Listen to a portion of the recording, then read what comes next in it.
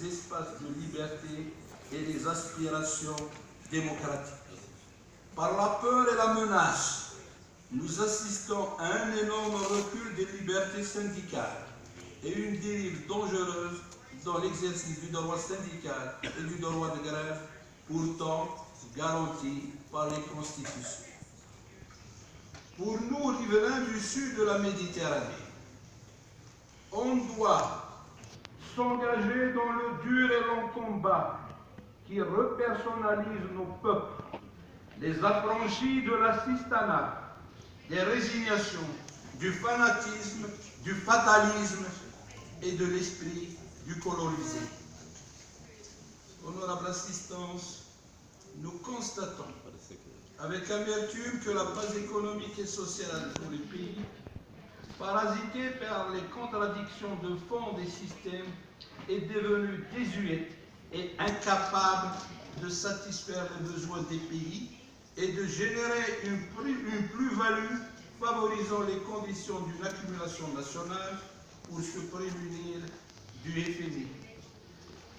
Des réformes à la rescousse pour plus de visibilité, pour plus de rentabilité, pour assurer une grande équité dans la répartition des richesses sont portées très haut en théorie et censées être mises en œuvre depuis belle lurette.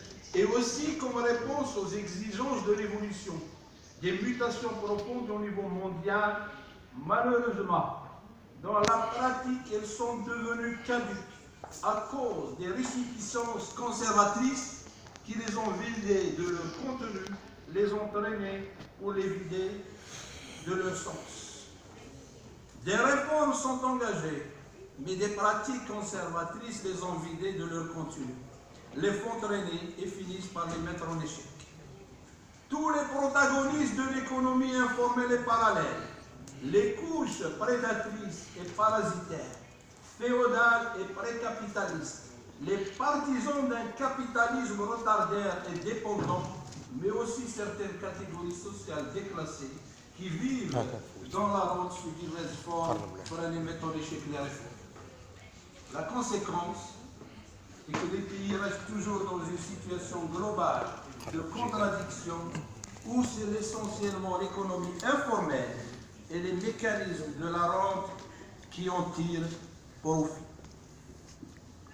Devant le défi gigantesque, tant mondial que régional, nous sommes convaincus qu'aucune action syndicale isolée ne peut résoudre les problèmes posés, mais une union des forces peut constituer une résultante capable d'arracher les acquis. On doit s'unir pour agir et non pas faire des rencontres de lamentation. Chers amis, je termine après une phrase. Le succès vient toujours se placer au bout de l'effort, comme les fleurs au bout des rameaux. Encore une fois, je remercie nos amis de la CGT de nous avoir donné l'occasion de se rencontrer. Merci de m'avoir écouté.